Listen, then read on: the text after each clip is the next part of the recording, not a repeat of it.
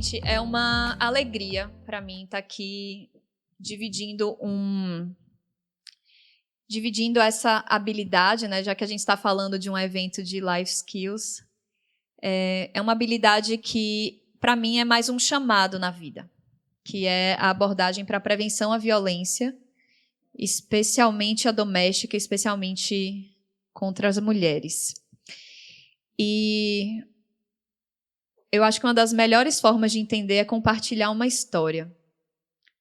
Na noite do dia 23 de junho, festa de São João aqui pra gente, né?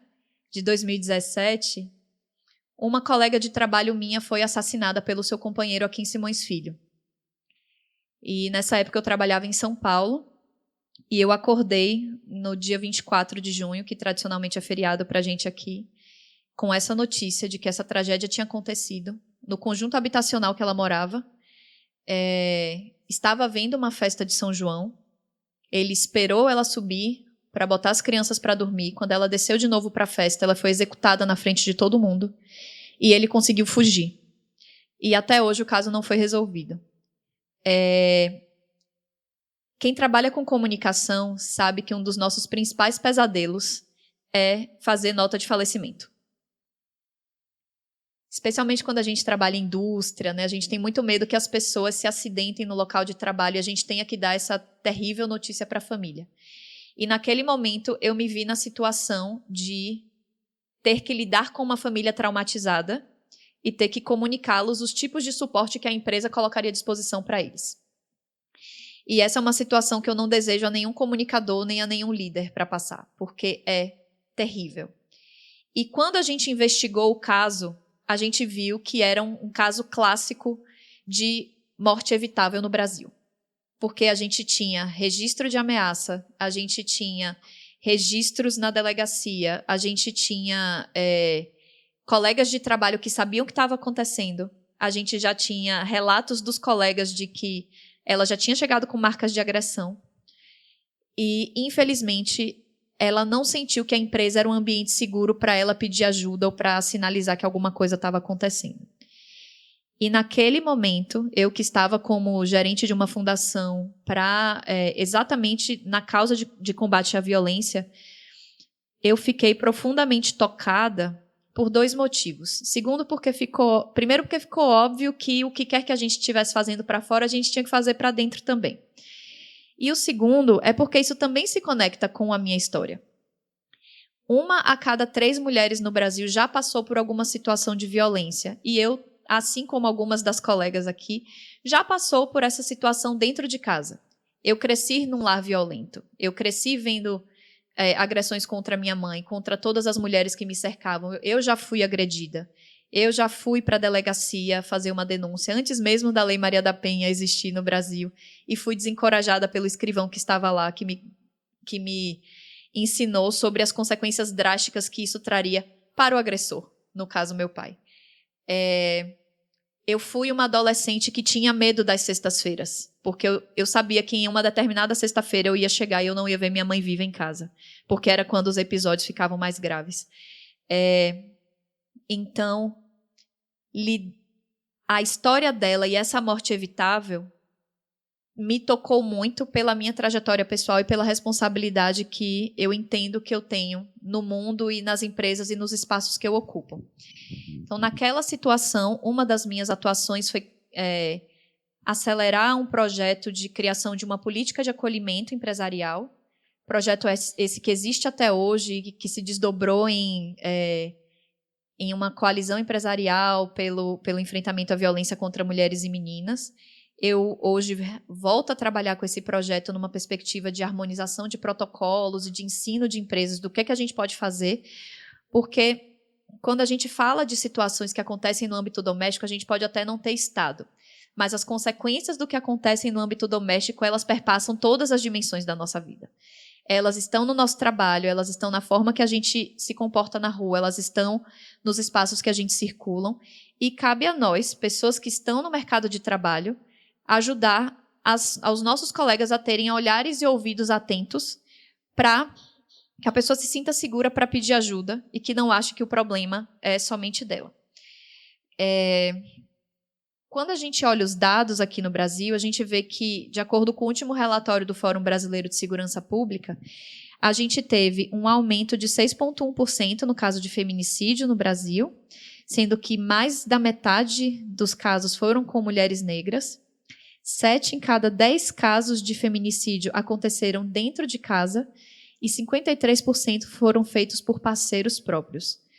Parceiros íntimos, né? 19,4% por ex-parceiros e 10% por familiares. Então, é triste dizer isso, mas muitas vezes, no Brasil, quando você escolhe alguém para casar, você está escolhendo o seu assassino. É triste, mas é uma realidade que a gente precisa admitir.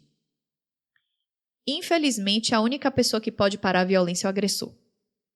Por mais que nós tenhamos inúmeras formas de buscar que a pessoa identifique antes os sinais, que a gente trabalhe para melhorar o atendimento público, a única pessoa que tem poder de parar uma violência é um agressor. E enquanto nós, mulheres, enquanto as vítimas não entenderem isso, elas vão continuar buscando o sistema de justiça, buscando que a agressão pare e não necessariamente a conclusão da relação. Quando a gente vem para o mundo do trabalho, que é onde eu estou mais inserida hoje, a gente vê que esse é um relatório do Instituto Maria da Penha de 2016. Cerca de 23% das vítimas de violência recusaram ou desistiram de um trabalho no ano anterior. As vítimas ficam 21% a menos no emprego e ganham, em média, 10% a menos. E essas mulheres ficam vulneráveis ao absenteísmo, estresse, depressão e uso de drogas lícitas ou ilícitas. Entre outras coisas, é aquele fenômeno que a gente chama de medicalização da violência. Então, é muito importante, quando a gente fala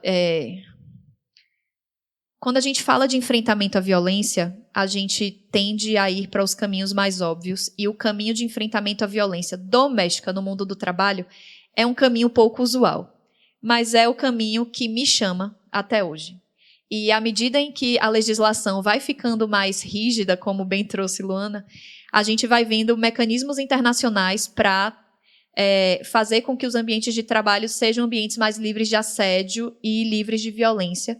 E, aos poucos, a gente está entendendo que é responsabilidade das empresas e dos países que ratificam esses tratados internacionais garantir que as empresas tenham mecanismos de mitigação dos efeitos da violência doméstica. Essa é a minha principal causa. Eu amo conversar sobre isso. Eu me mantenho à disposição para conversar sobre isso com vocês a qualquer hora. E nem sei quanto tempo tenho mais. Mas eu queria trazer um outro ponto, né, que a gente foi convidado a falar sobre desafios e ganhos nesse processo. Entre os principais desafios de trabalhar com esse tema está o fato de eu ter que revisitar constantemente a minha própria história. A minha história como uma mulher vítima de violência, que felizmente não virei órfã da violência, mas eu lido com muitas crianças e jovens que se tornaram órfãos da violência. E isso é parte do meu dia a dia. Os ganhos são aqueles poucos casos, e muitas vezes dá a impressão da gente estar enxugando gelo, né, Lu? A gente tem um sistema de justiça que não ajuda em nada, e a gente vê pequenas atitudes individuais de conseguir retomar a autonomia financeira, conseguir retomar a ideia de que eu posso ser feliz sem estar num relacionamento, especialmente se esse relacionamento me fizer mal. Então, são pequenas vitórias. Eu lembro que quando eu ensinava para jovens, em alguns bairros aqui em Salvador, como o Bairro da Paz, Centro Histórico, Pernambués, para mim, uma das principais alegrias era ver as minhas alunas, aos poucos, se libertarem desse senso de que você precisa ter um relacionamento para ser validada e que, para ter esse relacionamento, vale tudo, inclusive ser diminuída, degradada, humilhada, enfim. Então, é uma alegria trazer isso. Eu acredito que defender mulheres é algo que transpassa todos os espaços que a gente ocupa. Estou à disposição para conversar.